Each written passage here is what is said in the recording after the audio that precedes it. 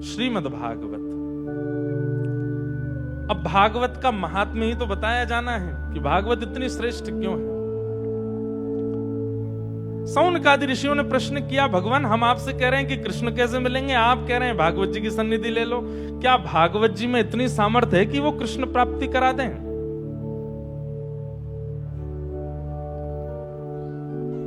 सूत जी महाराज कहते हैं, बोले भागवत जी की सामर्थ्य मत पूछिए हमसे। बोले भागवत जी की सामर्थ्य कैसी है? बोले भागवत जी की सामर्थ्य कैसी है?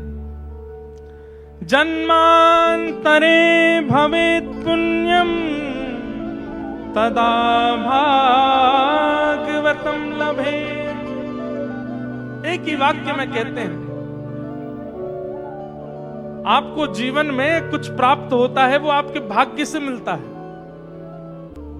हमें कुछ भी मिला भाग्य से, अच्छी पत्नी मिली तो भी लोग कहते हैं हमारा भाग्य अच्छा था, ऐसी पत्नी मिली। अच्छे बालक मिले तो हमारा भाग्य अच्छा था। संपत्ति प्राप्त हुई, भाग्य अच्छा था। गुरुदेव मिले, भाग्य अच्छा था। सब कुछ भाग्य पर निर्भर है। लेकिन एक बात प्रमाणित रूप से समझ लीजिए, एक जन्म के भाग्य से श्रेष्ठ पत्नी मिल सकती है, 2 जन्म के भाग्य से श्रेष्ठ संतान प्राप्त हो सकते हैं, पर अनेक जन्मों के भाग्य उदित होते हैं तब श्रीमद् भागवत की कथा मिलती है। जन्मांतरे भवेत् पुण्यम तदा भागवतम लभेत। आप कहोगे महाराज जी भागवत के वक्ता हैं इसलिए आप ऊंची ऊंची बातें करते हैं। हम ऊंची बात नहीं कर रहे हैं, हम तो जो लिखा बता रहे हैं आपको। अब सोचिए महाराज जी, जन्मांतरे भवेत् पुण्यम तदा भागवतम लभेत, इतने जन्मों के भाग्य उदित होते हैं तब भागवत जी मिलती हैं। कथा सुनाने वाले वक्ता के कितने जन्मों के भाग्य होंगे कि उसको हर दिन कथा में ही रहना है।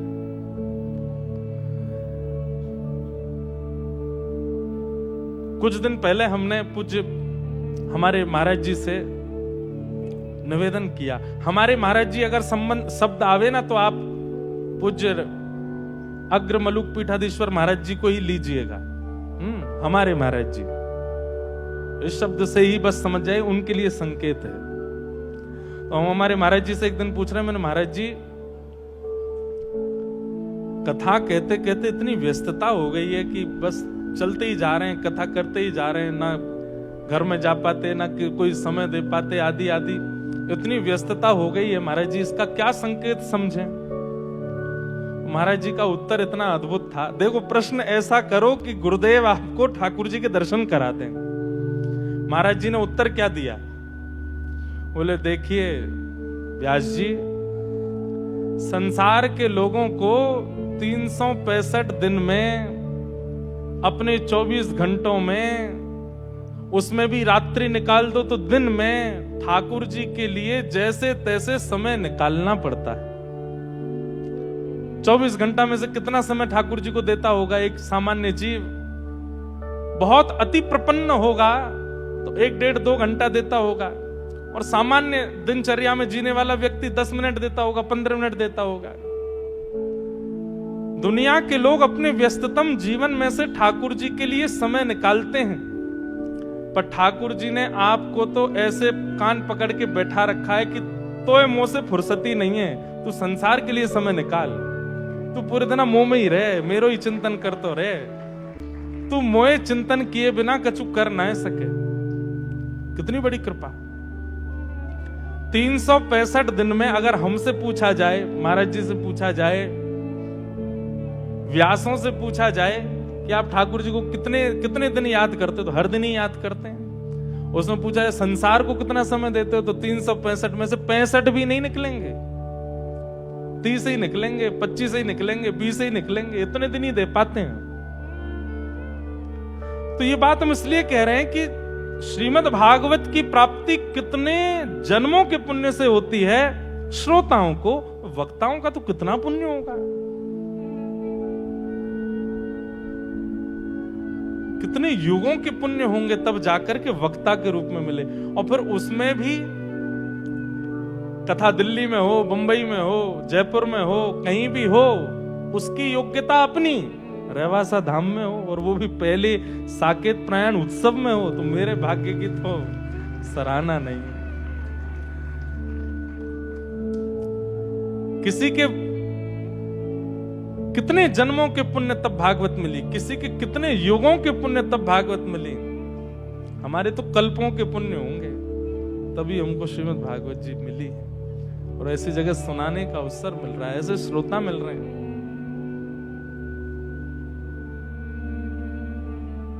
जन्मांतरे भवेत पुण्यम तदा भागवतम लभेत। एक बात तो निश्चित है कि आप स्वीकार नहीं करते हैं भागवत जी को, भागवत जी चुन के बुलाती हैं, और उसमें भी सुनने वाले हजारों होते हैं, अनुगमन करने वाले तो बहुत कम ही होते हैं। हजारों लोग यहां इकट्ठे हो जाएंगे, पर वार्ता पर अनुगमन करने वाले तो कुछ ही निकलेंगे, और जो अनुगमन कर रहे हैं वही चुने गए भागवत जी के द्वारा। भागवत की महिमा बताने लगे। देवताओं को भी दुर्लभ है श्रीमद् भागवत की कथा। सौनकादि ऋषियों ने पूछा, भगवान देवताओं को भी दुर्लभ कैसे हो सकती है, कृपा करके हमें बताओ। तब कहा कि श्री सुखदेव जी महाराज जब परीक्षित जी को कथा सुना रहे थे तो देवता अमृत कलश लेकर के गए, लेकिन तदा देवांजहासः। सुखदेव जी महाराज बोले, भैया भागवत जी की तुलना आप स्वर्ग के अमृत से नहीं कर सकते। स्वर्ग का अमृत सामान्य नहीं है, अमृत शब्द सुनने में सामान्य है, अमृत शब्द की महिमा बहुत सामान्य लगती है। विचार कीजिए, जिस अमृत को प्रकट करने के लिए देवता और दैत्यों को समुद्र मंथन करना पड़ा, भगवान को कच्छप बन करके पर्वत को अपनी पीठ पर धारण करना पड़ा, वो अमृत सामान्य हो सकता है? इतने परिश्रम के बाद अमृत प्रकट हुआ, और उस अमृत को लेकर के देवता खड़े हैं। और शुकाचार्य जी कहते हैं, ब्रह्म रातो विचार्यवम तदा देवांजहास। बोले, अरे कांच और मणि की कैसे तुलना हो सकती है? श्रीमद् भागवत और स्वर्ग के अमृत की तुलना कैसे हो सकती है? आदान प्रदान कैसे कर सकते हो आप? और देवताओं से कहा, लेके जाइए इसको यहां से, इसके बदले कथा नहीं मिलेगी आपको। यहां ये बात निश्चित होती है कि श्रीमद् भागवत जी के लिए कोई मूल्य नहीं हो सकता। कई बार वक्ताओं को, कई बार व्यासों को जो तिलक आदि करके आप जो प्रदान करते हैं, वो भी केवल पत्रम पुष्पम के समान ही है। श्रीमद् भागवत जी की तुलना में आप कुछ नहीं दे सकते। गोपियां कहती हैं, जिस परब्रह्म परमात्मा को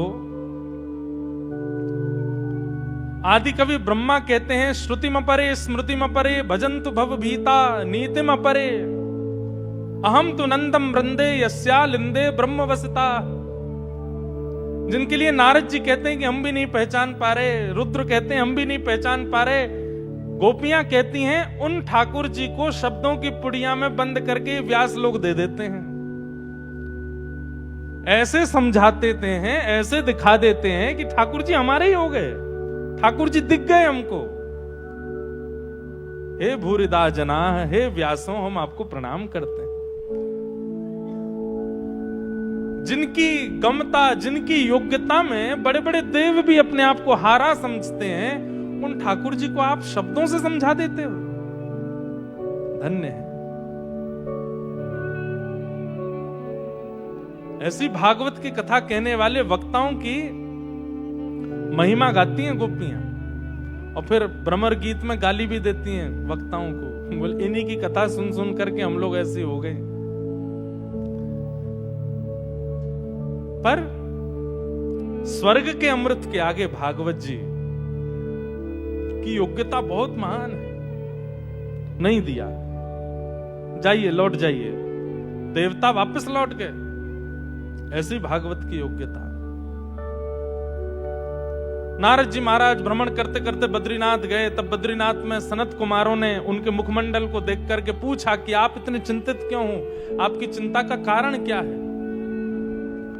तब उन्होंने बताया कि मैं पृथ्वी पर गया था, लेकिन सब जगह जब मैंने व्यथित स्थिति देखी, मैं बहुत व्याकुल हो गया। लेकिन जैसे ही मैं वृंदावन गया, वृंदावन जाके मैंने आश्चर्य देखा। एक युवती की गोद में दो वृद्ध लेटे हैं।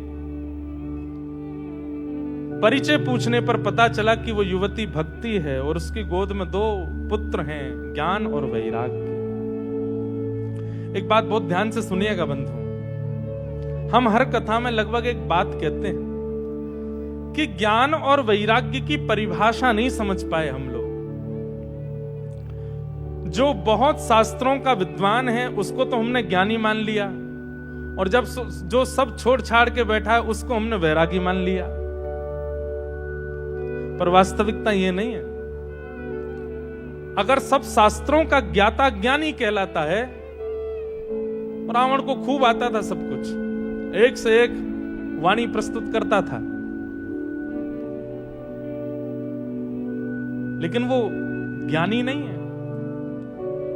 ज्ञानी का तात्पर्य सब जानने वाला नहीं होता। जो प्राप्त है उस प्राप्त से विवेक बुद्धि प्रकट करना, ये ज्ञानी का लक्षण होता है। हमारे पूज्य श्री मलुकपीठ वाले महाराज जी अभी सन्मुख नहीं है, इसलिए मैं इतना बोल रहा हूं। सन्मुख विराज जाएंगे तो फिर मैं उनकी तरफ देख भी नहीं पाऊंगा, तो आपको देख के बोलना पड़ेगा। क्या ज्ञान में वो अग्रगण्य हैं, वैराग्य में भी अग्रगण्य हैं, योग्यताओं से परिपूर्ण हैं। जैसे हनुमान जी के लिए कहते हैं अष्ट सिद्ध नवनिधि के दाता, सब कुछ है उनके पास, ऐसे हमारे महाराज जी सब कुछ। लेकिन इतना ज्ञान होने के बाद भी विनम्रता देखिए, इतनी योग्यताएं होने के बाद भी विनम्रता देखिए, इतनी पदवी होने के बाद भी विनम्रता देखिए। यही है असली ज्ञान, कि जहां योग्यताओं से परिपूर्ण होने के बाद भी योग्यता छलके ना, दिखे ना, छुपी रहे गौड़ अंदर, उसे ज्ञानी कहते हैं। कई ज्ञानियों का स्वरूप ही ऐसा होता है कि स्वरूप से ही पता चल जाता है कि ये ज्ञानी है। महाराज जी, कई ज्ञानी, उनका स्वरूप ही ऐसा होता है, उनका आभा मंडल ही ऐसा होता है, जब वो सभा में आते हैं तो पता चल जाता है कि कोई ज्ञानी आए हैं। कई विरक्त वैरागियों के स्वरूप से ही पता चल जाता है कि विरक्त हैं, वैरागी हैं, त्यागी हैं। पर अत्यंत ज्ञानी व्यक्ति सभा में आ जाए और पता भी ना चल पाए कि ये ज्ञानी है, वो ज्ञानी। अत्यंत वीतराग, अत्यंत श्रेष्ठ भी सभा में उपस्थित हो जाए और पता ना चल पाए, ये उसकी योग्यता है। ज्ञान का मतलब बहुत जानकारियां होना नहीं होता है। ज्ञान का मतलब विवेक बुद्धि जागृत होना, सही गलत की पहचान होना, ये ज्ञान है। और वैराग्य का मतलब सब छोड़ देना नहीं होता है। वैराग्य का मतलब सब कुछ सन्मुख होते हुए भी उन पे मन की गमता ना जाना, ये वैराग्य होता है। प्रस्तुत हो गया सब कुछ आपके सामने, लेकिन फिर भी हृदय व्याकुल नहीं हुआ, व्यथित नहीं हुआ, ये वैराग्य।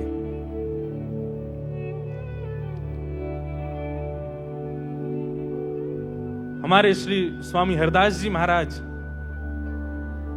कहां अकबर से लेकर के मधुकर शाह तक द्वार पर आकर के प्रस्तुत हो जाते थे, सब कुछ देने के लिए तत्पर खड़े रहते थे। पर स्वामी जी महाराज के चित्त में केवल श्री प्रियालाल जी विराजमान है, श्री कुंज बिहारी विराजमान है, और कहीं स्थिति गई नहीं। हमारे श्री कुंभनदास जी, द्वार पर राजा खड़ा है, संपत्ति देने के लिए खड़ा है, पर श्री कुंभनदास जी की स्थिति में तो केवल ठाकुर जी हैं। ठाकुर जी को छोड़ वो मन और कहीं जाता नहीं।